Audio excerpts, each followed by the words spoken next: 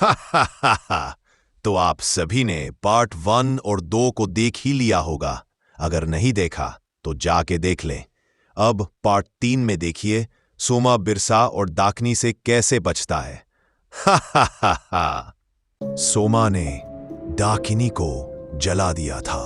वह ताल जो कभी डाकिनी का ताल कहलाता था, अब भस्म कुंड राख का गड्ढा बन चुका था। कबीला जश्न मना रहा था। सोमा उनका नायक था, जिसने 10 साल पुराने श्राप को खत्म कर दिया था। लेकिन गुनिया बुदना जश्न नहीं मना रहा था। वह खामोश था। जश्न के कुछ दिन बाद कबीले में अजीब चीजें होने लगी। जंगल के जानवर जो कभी कबीले के पास नहीं आते थे, अब रात में झोपड़ियों के पास आकर बैठने लगे थे। वे सब जंगल के जानवर बस भस्म कुंड की तरफ एकटक घूरते रहते। कबीले के बच्चों ने एक नया खेल शुरू कर दिया था। वे राख से खेलने लगे थे और वे बच्चे एक दूसरे के कान में फुसफुसाते, आवाज सुनो, पानी की आवाज। सोमा ने उन्हें डांटा, लेकिन एक रात उसने खुद वह आवाज सुनी। भस्म कुंड से, जहां एक बूंद पानी नहीं था, वहां से छप छप की आवाज आ रही थी। यह नामुमकिन है, सोमा ने खुद से कहा। नामुमकिन नहीं है सोमा। बुदना की आवाज अंधेरे से आई। वह सोमा के पीछे खड़ा था। तुमने बदला तो ले लिया, पर एक गलती कर दी। गलती? सोमा का घमंड बोला। डाकिनी उस ताल में कैद थी। वह पानी उसका बंधन था। बुदना ने समझाया, तुमने ताल को सुखा दिया। तुमने उसका बंधन तोड़ दिया। तुमने उसे आजाद कर दिया। आजाद? मैंने उसे जला दिया, सोमा चिल्लाया। और तुमने उस रूह के साथ बिरसा की रूह को भी आजाद कर दिया है। सोमा के पैरों तले जमीन खिसक गई। डाकिनी अब पानी की मोहताज नहीं है, बुदना ने कांपते हुए कहा। वह अब हवा में है। वह अब आवाज बन गई है और वह भूखी है, पहले से ज्यादा। खौफ की शुरुआत अगली सुबह हुई। कबीले का एक जवान शिकारी जंगल गया और वापस नहीं लौटा। सोमा उसे ढूंढने निकला। वह भस्म कुंड के पास पहुंचा।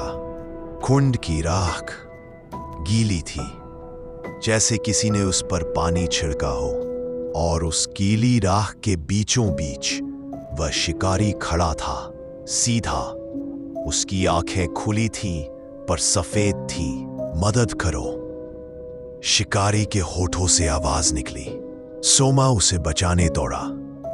जैसे ही उसने शिकारी को छुआ, शिकारी का जिस्म पानी की तरफ बह गया और राख में मिल गया। यह एक छलावा था। एक हंसी पूरे जंगल में गूंजी। यह किसी औरत की नहीं, यह बिरसा की हंसी थी। आ गया भाई। सोमा ने घबराकर अपना पितृशूल बाण उठाया, लेकिन वह अब किसे मारता? दुश्मन तो हवा में था। तूने मुझे जलाया। बिरसा की आवाज अब हर पेड़ से आ रही थी। तूने मुझे आजाद कर दिया सोमा। अब मुझे उस गंदे पानी में नहीं रहना पड़ता। अब ये पूरा जंगल मेरा ताल है। एक एक करके कबीले के लोग अजीब हरकतें करने लगे। एक मां ने अपने बच्चे को पहचानने से इनकार कर दिया। 2 भाई जो कभी नहीं लड़ते थे, एक दूसरे को मारने पर उतारू हो गए। डाकिनी अब जिस्मों पर कब्जा नहीं कर रही थी, वो उनके दिमाग पर कब्जा कर रही थी। वह उनके सबसे गहरे डर और गुस्से को बाहर ला रही थी। कबीले वाले पागल हो रहे थे। यह क्या हो रहा है? सोमा बुदना के पास भागा। बुदना ने एक पुरानी पोथी खोली। अब एक ही रास्ता है। तुमने जो आजाद किया है उसे तुम्हें ही बांधना होगा। तुम्हें उसे एक नया ताल देना होगा, एक नया जिस्म।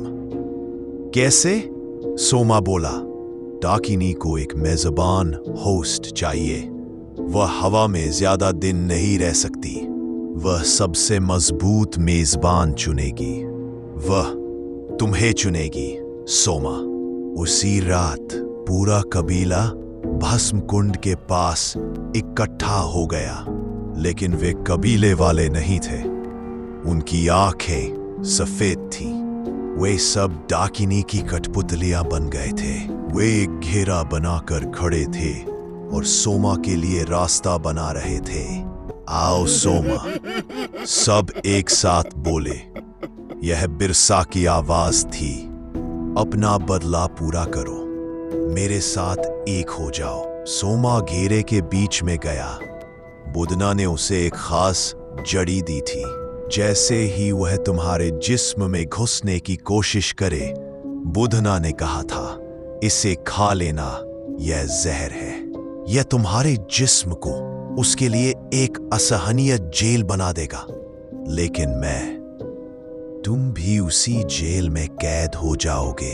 सोमा ने जड़ी को अपनी मुट्ठी में दबा लिया।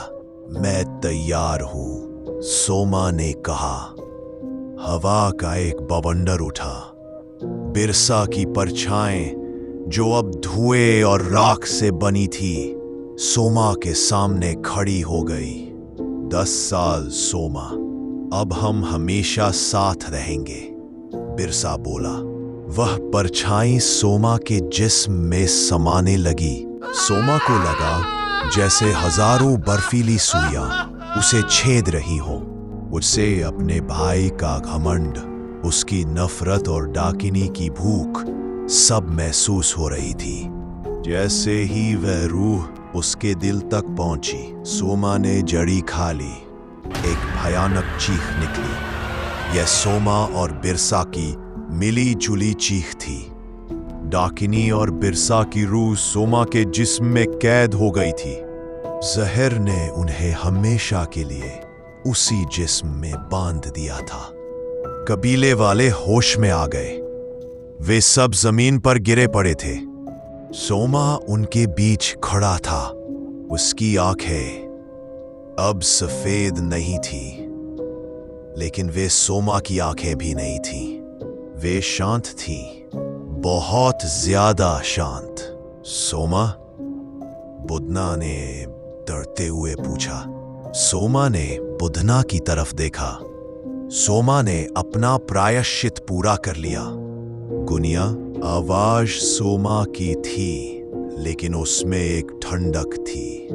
अब कबीले को कोई खतरा नहीं है, क्योंकि डाकिनी अब पहरेदार बन गई है। सोमा मुड़ा और भस्म कुंड में जाकर बैठ गया। कबीले वाले आजाद थे, लेकिन उनका नायक हमेशा के लिए एक जिंदा कब्र बन चुका था, जो अपनी ही आत्मा के अंदर अपने भाई और उस डाकिनी से अनंत काल तक युद्ध लड़ने के लिए अभिशप्त था। आवाजें बंद हो गई थी, लेकिन भस्म कुंड में बैठा सोमा की आंखें बंद थीं। सोमा कभी कभी खामोशी में हंस पड़ता था। अब देखिए पार्ट 4 में सोमा के साथ क्या होता है। क्या सोमा हमेशा के लिए भस्म कुंड में ही बैठा रहेगा, या कोई आकर उसे बचाएगा?